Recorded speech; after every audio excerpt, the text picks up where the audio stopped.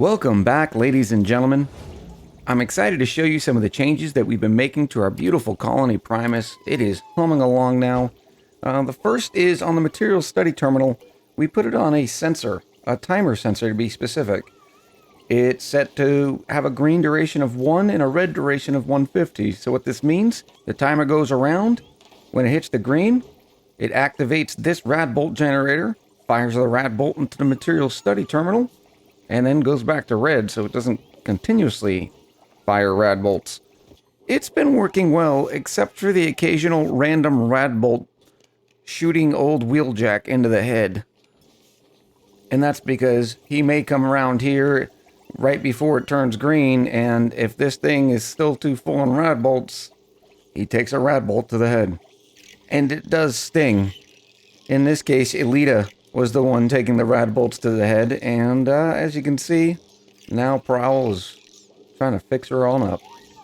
We've also made some changes to our volcano versus geyser experiment. The problem was, once there was so much steam in this little room, the volcano became overpressurized. And once it was overpressured, it wouldn't drop any magma.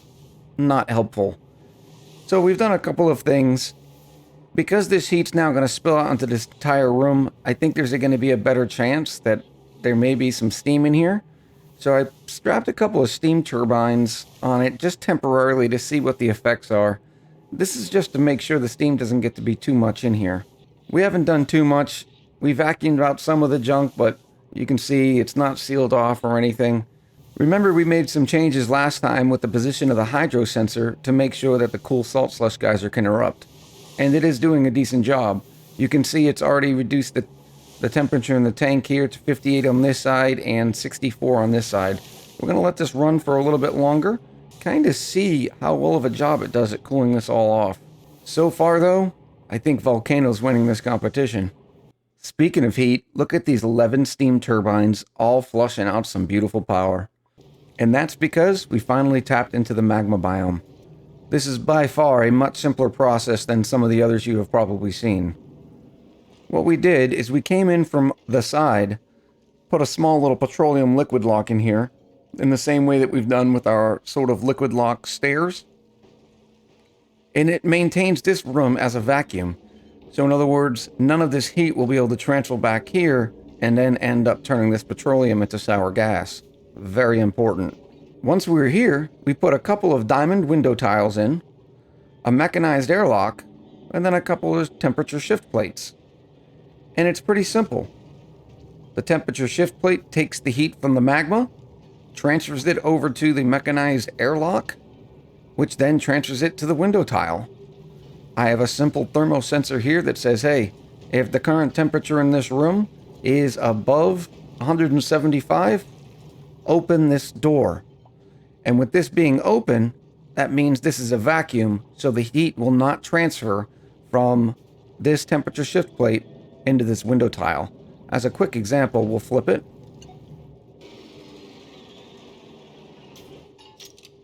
Now that we've shut the door, you can see the temperature going up pretty well, transfers it to the window tile, which then dumps it into the room. The whole reason for doing this? Keeps our steam turbines on for longer. Make sure there's always good heat in here.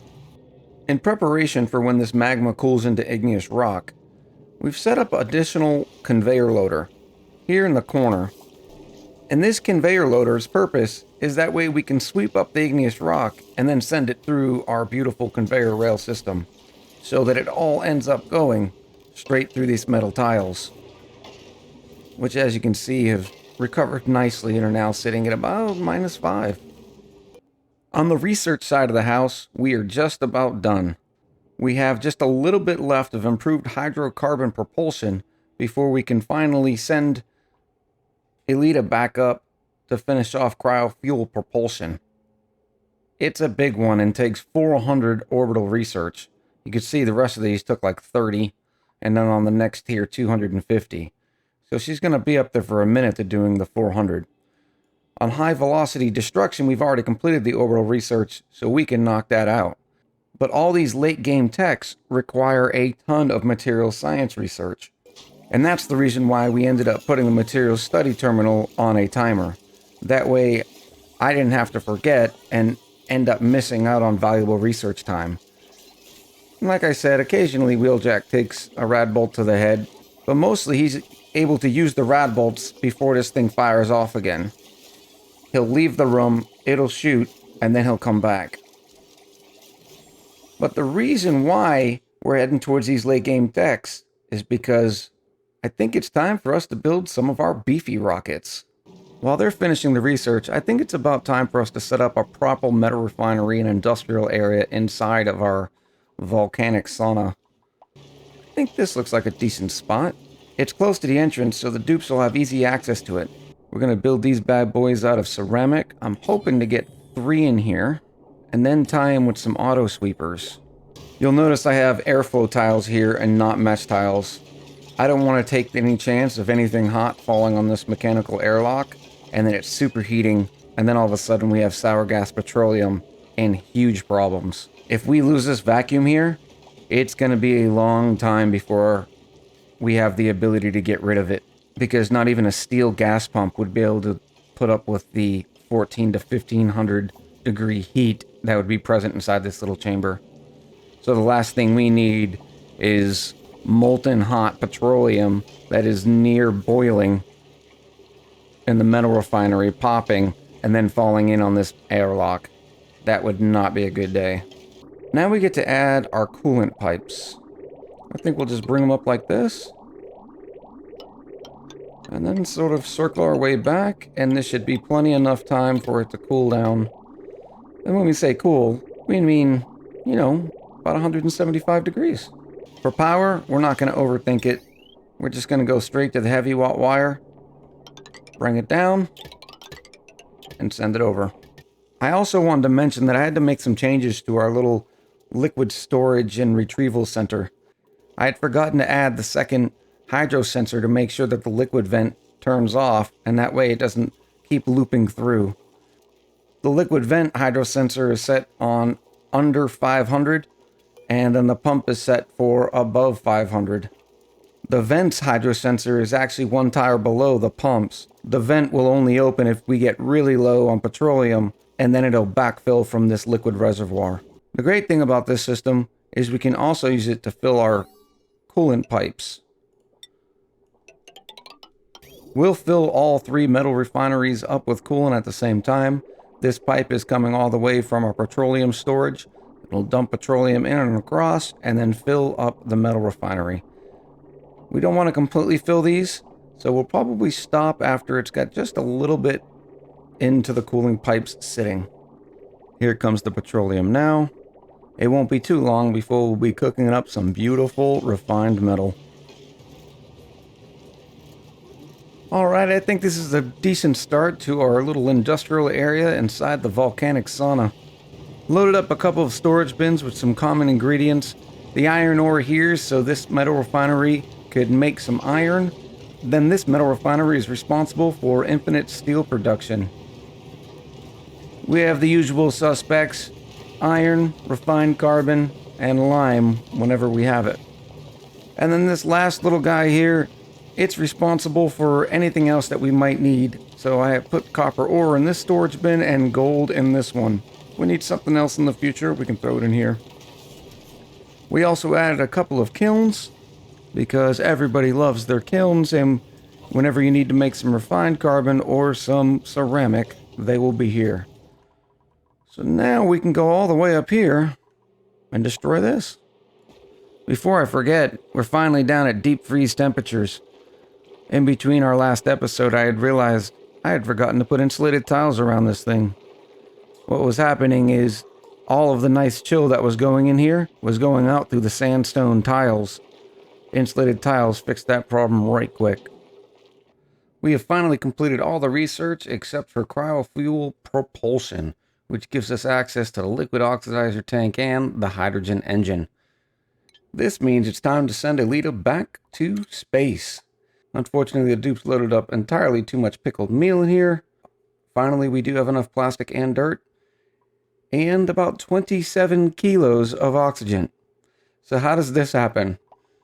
Well, apparently there's a little quirk in the game that when you have a storage bin full of oxidizer The way the oxalate off-gases into the atmosphere is it ends up replacing some of the carbon dioxide. By the fact of Alita living in here, she produces carbon dioxide through exhaling.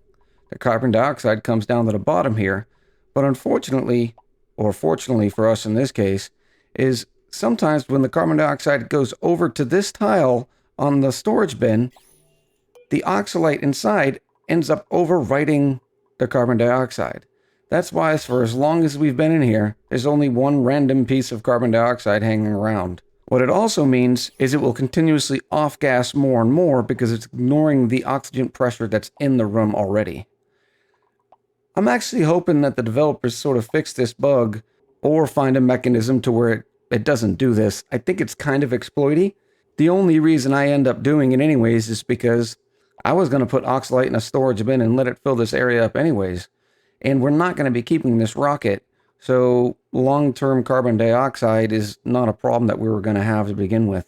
All right, let's call for Alita and send her up on her last orbital research mission. So this volcano erupted again, and I think we're going to seal it up for right now. We might do something a little later with it, maybe some sort of magma dropper system. I'm not 100% sure, but I think we can easily say that the volcano ended up beating the cool salt slush geyser.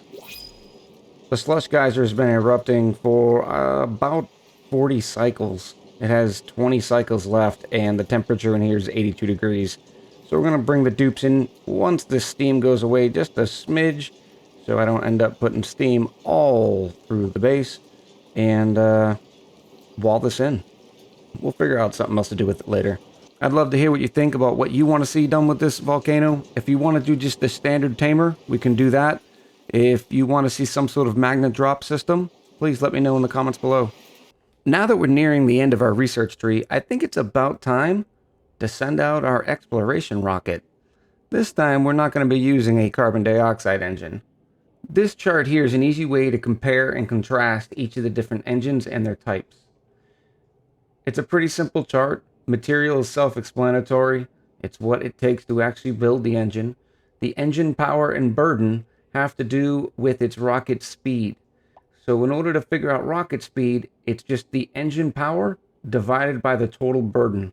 The burden of the engine is sort of how heavy it is, what kind of weight it takes, the burden on the rocket itself. The engine module height is the engine's literal height in tiles. The fuel capacity is how much fuel it takes to fill that engine. Now this one, it gets a little tricky. For our carbon dioxide engine, for instance, it holds 100 kilos of carbon dioxide. Its fuel per hex is 25 kilos. Some simple math there and you can realize the carbon dioxide engine can go 4 tiles distance. And then the max rocket height is 10. We are looking to upgrade our rocket for our new exploration rocket. So I'm thinking either a Radbolt engine or a petroleum engine. The disadvantage of both of them is for our current setups, we don't create petroleum or Radbolts very quickly. But we can see with an engine power of 42 and a burden of 6, that means this rocket speed is 7. Whereas the Radbolt engine has an engine power of 30 and a burden of 5, which means this rocket speed is 6. Some other advantages and disadvantages. The petroleum engine, you can see the fuel capacity here is not listed. And that's because you need to add on liquid storage tanks to hold the petroleum. So as many liquid storage tanks you have is how much fuel you're going to have, which is going to dictate how far away you can go from your planetoid. Here on the Radbolt engine, you see it just holds 4,800 Radbolts. With a fuel per hex of 200 Radbolts, you can see that the Radbolt engine has a range of 24 tiles, meaning you can go out 12 tiles and come back 12 tiles. Another difference is the max rocket height for the petroleum engine is much larger. We don't have the technology yet to build the hydrogen engine. The hydrogen engine takes liquid hydrogen, and we don't have the supercoolant or anything necessary to be able to take hydrogen from its gas form and turning it into a liquid. So it's off the shelf for now. We have finally completed every last tech. It's always good in a game of ONI when you see the research tree is 100% complete. The sky's the limit now. Speaking of which, here is our new rocket. We went with the Radbolt engine, and here's the reason why. We were going to try to use the Radbolt generators that we'd been siphoning off the shine bugs for so long, now that we don't need the materials study terminal. The problem is, you lose one Radbolt every single tile they travel. So here's its 39. You see here, it's 37. So the long and short of it is, they weren't able to make it all the way up here. It's just too many tiles for them to travel. Our next idea, you can see that we expanded our command headquarters, was to just move our shine bug farm and use more Radbolt generators a lot closer to our rocket. Unfortunately, when you look at the distance here, it's 53 tiles. In other words, they won't make it from there either. So now we're left with one option. And that is this little contraption. So what's going to happen is now all the extra shine nymph eggs are going to come here. Here they will incubate and hatch, and then start producing beautiful radiation. These Radbolt generators will then fire into this reflector, and it'll go directly into the engine. Speaking of the rocket, we're going to use this cartographic module to explore the entire star map. It's going to be glorious. For the interior of the rocket, we went to a similar design, but we decided to upgrade it a little bit. Now, because of the addition of the comfy bed, we now have a bedroom with +2 morale, the latrine with +1, and the great hall with +6. Plus, we put in just a couple of diamond arrow pots with the beautiful jumpin' joyas. And as you can see, it's doing very nice. Max decor all over this place. It's going to work out well. Unfortunately, it is going to take a little while to build up more radiation into our wonderful Radbolt generators. I'm also going to have to cool these because, as you can see, their heat's already going up. It's already at 85°C. We did build them out of ceramic, but it's not going to be enough. They're definitely going to have some sort of cooling.